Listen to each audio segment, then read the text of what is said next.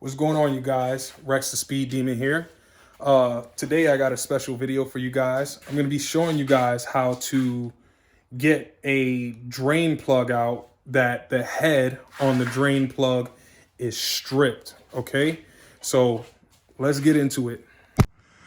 Okay, so the tools you're going to need to do this job is, first things first, is a spill pan, oil drain pan, whatever you want to call it, and a funnel.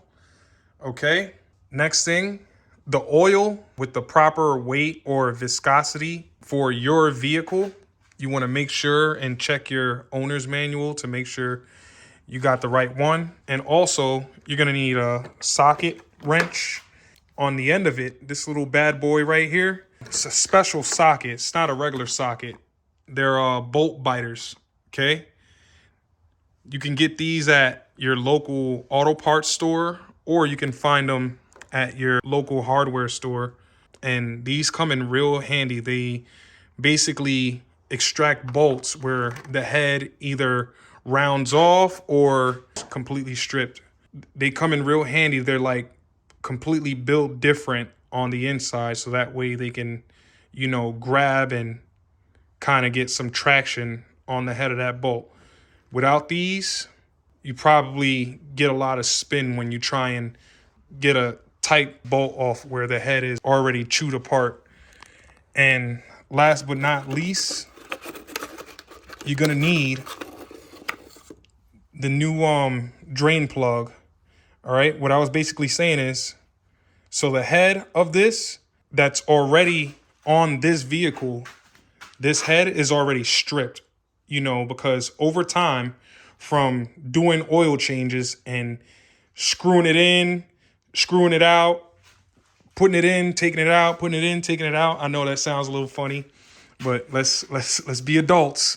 But doing it over time and over, this eventually, wears out, and these flat surfaces eventually round, or they get all chewed up. Okay. So eventually you have to replace this part. Okay.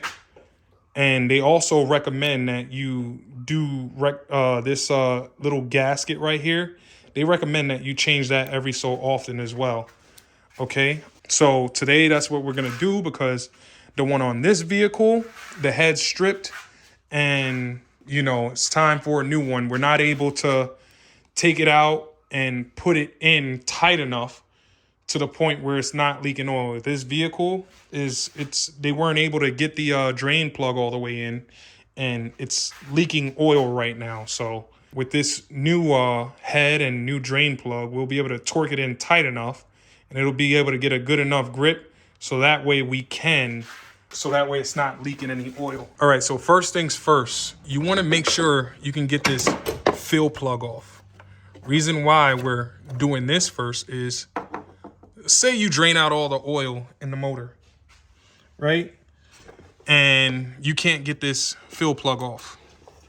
You're kind of, in so many ways, well, in one big giant way, you're fucked. Okay?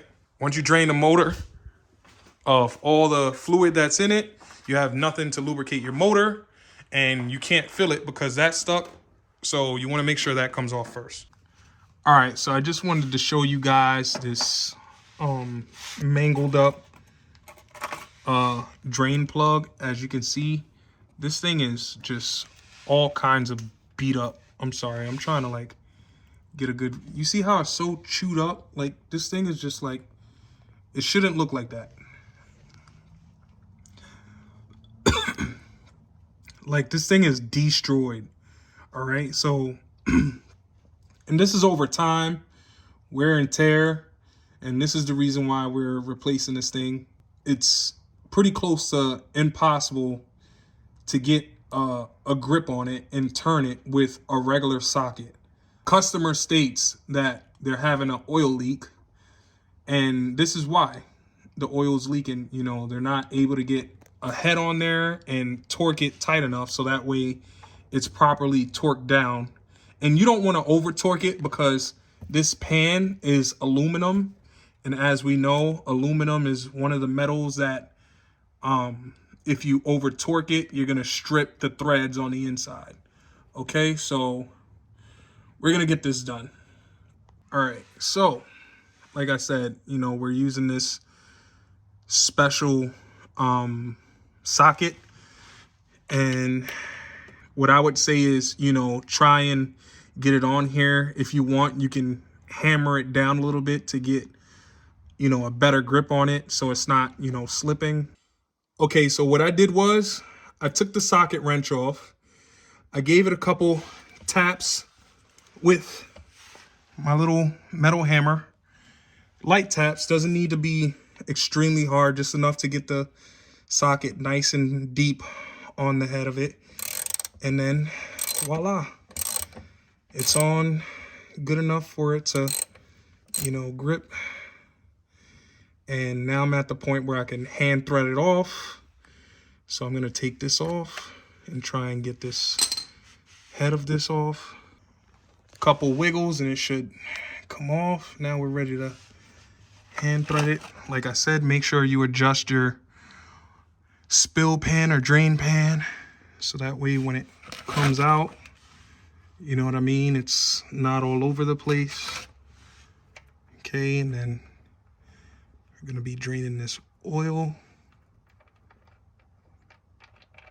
All right, see, perfect, right inside there. And at this point, we're just gonna wait for all of this oil to drain. And I'll be right back with you guys as soon as it's done. In the meantime, I wanted you guys to get a better look at this bolt head. Look how beat up this shit is. This is over, you know, years and years of doing oil changes on this vehicle and it never being changed. This is the original bolt, drain plug actually speaking. Yeah, this thing's just mangled beyond repair. So we're gonna get rid of this and we're gonna be installing a new one, okay? All right, so now that we got the oil drained, we're gonna be installing this new brandy spanking new shiny, I like it, shiny bolt, okay, or drain plug. So we're not gonna be using this anymore, okay? Because this was only to extract that stripped bolt. Now we're gonna find the appropriate socket, regular socket. As you can see, it's totally completely different. It's hex shaped.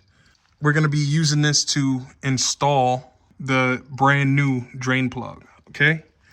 So I'm just gonna wait for this to stop dripping a little more. And by the way, we're not changing the oil filter because her oil was already changed and it's only been maybe 100 miles.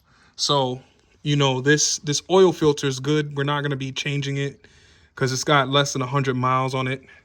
This is not bad oil. As you can see, it's still pretty gold to the color. It's not completely dark and brown. The only reason why we're changing the oil and pouring new oil in it is because we're not gonna reuse this. Okay, so we're only doing the oil and we are not doing the filter. Filter's still good. All right, so I think the drain is good enough. I'm gonna get this on here. Hand threaded at first, okay? Once you got it nice and hand threaded, you can begin to tighten it down. Usually, like I said, not too tight. And when you tighten it down, make sure you got the socket bottomed out. Usually it gets stripped because people don't bottom it out, or see how it's bottomed out. You want to bottom it out, and you know you want to use the appropriate socket for it. Okay, if you're using a socket that's too big, you're gonna round it. Okay, and if you're using a regular wrench, Not like I've seen somebody use, give me a second if I can find it, one of these wrenches. Okay, if you're using one of those, you're definitely gonna tear that up. So if you don't have the appropriate tools, I don't recommend doing an oil change. We're gonna wipe the bottom of this up so that way it's nice and clean and there's no oil drips on it. And then we're gonna move to the top of the vehicle and get started on that. All right, nice and clean, as good as we can get it. And let's move up to the top. All right, so the last step that's left is you're gonna be taking the oil and you're gonna be pouring it into the funnel. What I would do is I would use your owner's manual to see how much of this is going into your motor. Sometimes you might need more, sometimes you might need less. Sometimes it might take the full 5 quarts. So, you know, refer to your owner's manual to make sure that you're pouring in the right amount and not over pouring or under pouring. All right, so after you are done pouring the oil into the motor, it's safe to start the engine, but make sure you double check. Make sure the drain cap is tightened all the way. Make sure the oil drain plug is tightened all the way, and you should be ready to go. Shut the hood, start the vehicle, let it get up to temp.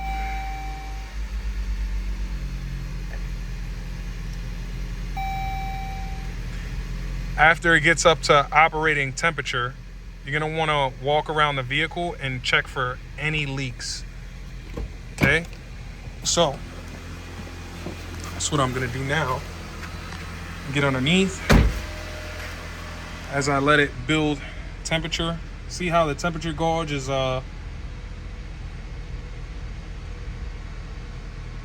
regular. You wanna let the oil pressure build up as well. So once it's nice and built up, that's when a car will start presenting any leaks it might have. Also, sometimes it might not even present it at that point, because oil, it starts breaking down and getting, I don't want to say watery, but oil gets thinner when it's hot. Okay, so right now the oil's a little thick, it's heating up, getting nice and thin. Once it gets nice and thin and you turn off the car, it might present a leak at that point. So we're gonna let the oil build up, see if it presents any leaks while it's running. Okay. We have that oil pan right underneath it still. If it was leaking, you would see it dripping in it. I don't see any drips. So that means we're good there.